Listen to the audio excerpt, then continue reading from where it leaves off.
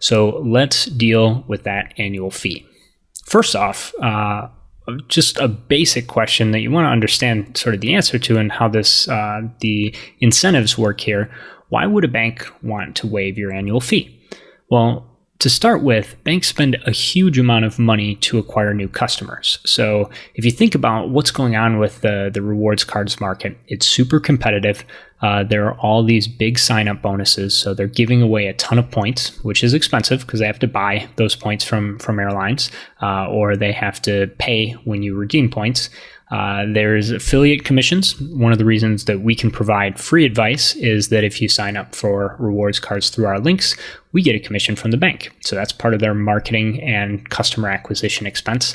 And then there's also traditional ad campaigns, all the commercials you see on TV, advertising, especially Capital One, at least recently, has a ton of ads, banner ads, Google AdWords, it's everywhere. And so the banks are spending tons of money. And once they have you as a customer, they want to keep you if at all possible. And, bottom line, keeping you happy is usually much cheaper than finding a replacement customer. So that gives you negotiating power. And I just want you to keep that in mind because it's really easy, I think, to sort of give up on the negotiation before you really need to. The banks have good systems in place to sort of get all but the more persistent people to just kind of accept the fee and give up.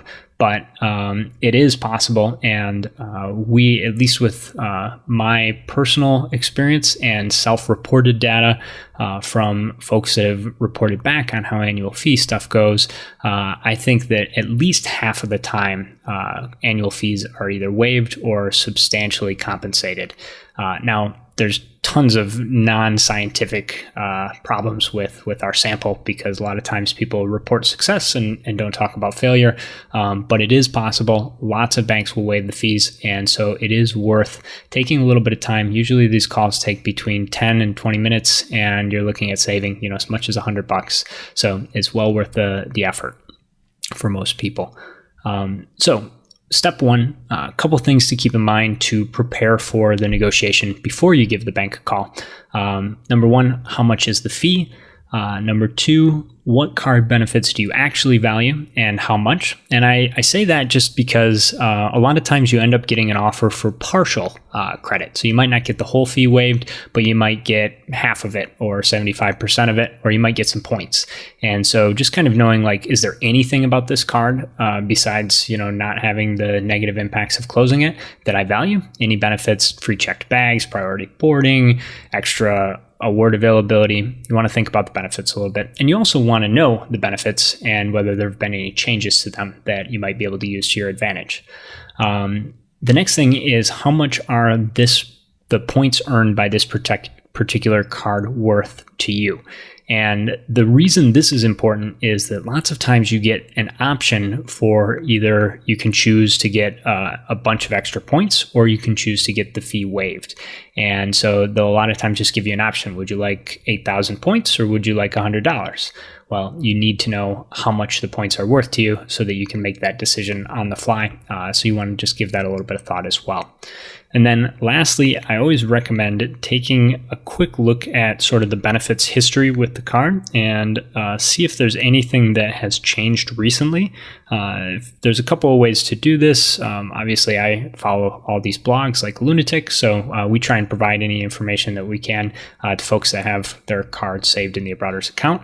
Another good way is to just kind of keep an eye on your email and search for any messages from the bank. But this happens all the time. Cards change benefits, they eliminate benefits, and if you can point to one of those things that you can complain about, or even just a customer service experience that wasn't really up to standard, those are things that can give you some extra leverage in the negotiation. A few tips as far as the conversation and sort of which calls are most successful. Number one, high annual fee cards are the most difficult. It's definitely possible, and also just testament to Zach, who I shared the story at the beginning. He had a $175 annual fee waived with the Amex Gold card. I have heard cases of folks getting the $450 annual fee at least partially waived, but those cards are more tricky, and it's ideal to have something specific to complain about because for the most part, those cards have a ton of benefits that justify the fee, at least in the bank's mind. So you're much more likely to get a $90, $95 annual fee waived than a $450 one. Tip number 2 is call during normal business hours. I actually made this mistake on my Amex Platinum and Chase Sapphire Reserve call. The reason you want to call during business hours is that there are generally secondary departments that handle card cancellations, but they're not open 24/7. So if you call it like 3 a.m. because you're a night owl like me, you're likely getting somebody that doesn't have the full range of options or compensation, and you're also likely potentially to not be able to talk with a supervisor who is empowered to deal with your annual fee negotiation. Next up is make sure that you say the word cancel. There's actually, it's definitely clear from the research that we've done that many of these banks have a process that the person has to hear the word cancel. You have to state your intent is to cancel the card if they can't do something about it. And in a lot of cases, that actually gets you transferred to another department. And so if you just say, I don't want to pay the annual fee, can you do anything about it? They might say no. And that might be true for that person. But if instead you say, I'm thinking about canceling my card because of the annual fee, but I wanted to see if there was a way, if you guys can do anything. That is potentially a very different process in terms of what the representative you're talking to has been instructed to do. Number 4, don't necessarily take the first offer unless it's a really good one. I've got an example to share at the end of the call here for the Amex card, and my first offer was exactly half of what I ended up getting. So you want to potentially spend a little bit of extra time, see if they can do any better. Usually the agents will give you their best offer. And so if the first offer isn't what you're satisfied with, you want to ask for a supervisor. And tip number 5 here is just be really, really nice. That's actually probably the most important indicator for success here.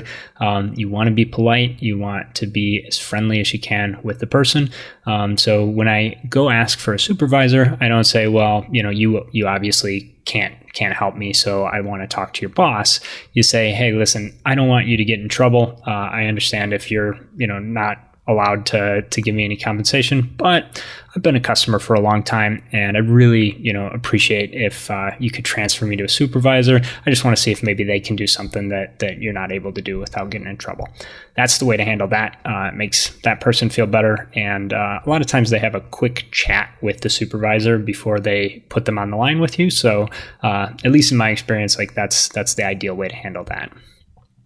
Okay, so on to the actual negotiation outcomes. By the way, I do also have a script in the resource that I've got linked in the show notes. So it's just like a sample script of some things that you can say, kind of how to go through the process of the call. So hopefully that can kind of be helpful. It's a great thing to read through before you actually get started with one of these calls. So that'll be in the show notes as well. But the core negotiation outcomes are, number 1, obviously they may offer you a statement credit that covers the annual fee. Sometimes that's no strings attached, just, hey, we're going to make a one-time exception for you. You'll see the statement credit post in the next 30 days and you're done. Sometimes it will have some sort of requirement, some strings attached, and that's usually like a mini spending requirement. They want you to actually use the card and then they'll waive the fee. Usually those are not super steep, but a lot of times it's something like, you need to spend $500 in the next 90 days and we'll give you the statement credit. Same thing with bonus points. As I mentioned before, sometimes you get offered cash, sometimes you get offered points.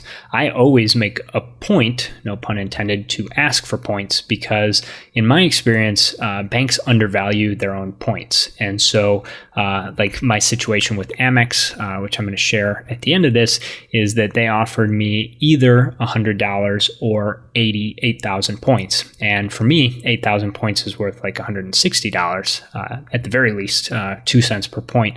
And so normally, if you're doing a good job of redeeming points, and especially if you're using them for international travel, doubly so if you're using them for business class, points are going to be worth more. Again, same structure with the bonus. Sometimes they'll say, okay, we can't waive the fee, but we will give you X number of points. Sometimes there'll be strings attached. We'll give you X number of points if you spend Y number of dollars. All right, those are obviously two really good outcomes. The third outcome is sort of where the check down strategy comes in. And so the next best option is to see if you can downgrade your card to a no fee version of the card. And so, as we talked about before, this is where the credit utilization and the average age of accounts come into play. So when you downgrade to a no-fee card, number one, you're saving the annual fee because you're converting your existing account into a different card. It'll have different benefits, but it won't have the annual fee. It keeps your credit line intact, so they just continue your line of credit with the new product. So that protects your utilization component of your credit score. And it also has the advantage of keeping your account history intact, which protects your average age of accounts, part of your credit score. And even better, if you're successful at downgrading to a no-fee equivalent or a no-fee product, you essentially are creating a long-term anchor on your average age of account. So basically now you have a card that can get nice and old and will never charge you a fee. So downgrading is a really good option. If that doesn't work, the next option or the next best thing is to move your line of credit to another account with the same bank. And this is a little bit more difficult just in the sense that it does require that you have another card already with the bank, which is one reason that it can be a great idea to apply for a new card right before you go cancel an old card. And so basically, it's the second best thing after downgrading to a no-fee card because it protects your line of credit component, but it doesn't protect your average age of accounts. And so the way it works is, let's say you've got a Chase Sapphire Reserve and you've also got a Freedom Unlimited card. Both of them are personal cards, and you don't want to pay the $450 fee on the Sapphire Reserve. You can transfer your line of credit over to your existing Chase Freedom Unlimited account and then close the Sapphire Reserve card. And not all banks will do this, but most of the big ones will. Amex, Citi, and Chase definitely will. Barclays will as well. And I think, we've definitely heard certain data points from other banks where this is possible. It is true that you usually cannot transfer a line of credit from a personal card to a business card and vice versa. So it only works personal card to personal card and business card to business card. Just overall, they've got different risk management philosophies for the two types of cards, and so they don't allow that. Also doesn't work with charge cards. So you can't, in the charge card case, it also doesn't matter because there is no credit limit, and so closing the card won't actually hurt your utilization, but another thing to keep in mind. And then the last tip on moving your line of credit is make sure that they won't be doing a hard pull on your credit report. That's pretty rare. I've only run into it maybe once, and they definitely have to disclose it to you. So if you're not able to downgrade to a no-fee card, you're asking them about moving a line of credit, they should be able to just process that change. But if they start saying, we're going to check your credit report, you don't probably want to do that because a hard pull is essentially the same thing as applying for a new card. So it's usually not worth doing that just to move a line of credit unless it's a huge line of credit and you really want to hang on to it. So to recap, you should be able to avoid at least 50% of annual fees just by negotiating with the bank. You call the number on the back of the card, and I'd say in at least half the cases, you should get the fee waived or get a bunch of points. If you can't get the fee waived, you can avoid the negative impacts on your credit by either downgrading or converting to a no annual fee product. And if that doesn't work, you should be able to move your line of credit to another account if you have one at the same bank. Between the three strategies, you should probably be able to avoid close to 90% of annual fees, with the notable exception of the ultra premium cards, those ones that have $450 on up annual fees. If you do close a card, the status of your points depends on whether the card is co-branded with an external loyalty program like a airline frequent flyer program or hotel loyalty program, or if it's managed directly by the bank that issues your credit card. You won't generally lose your points with co-branded cards because the bank sends those points or miles to the loyalty program as soon as they're earned, and your points immediately become subject to the expiration rules of that program. However, if your card earns points that are part of the bank's own in-house loyalty program, that's most of the transferable currencies and some of the cash equivalent type points, your points are more likely to be at risk. So number one, you want to make sure you're not closing your last card that earns that type of points. And in the worst case scenario, you may want to either transfer the points to a partner program or use them before you close the card. And if you don't want to spend a bunch of time trying to educate yourself or digging through the details, you can request card recommendations at any time. We'll take a look at your point strategy, see if there's any offers or new cards that might be a good fit for you, and we'll happily talk with you about negotiations for your annual fees as well. That's a totally free service, and the reason is that the banks pay us a commission if you get approved for some of the cards through our links.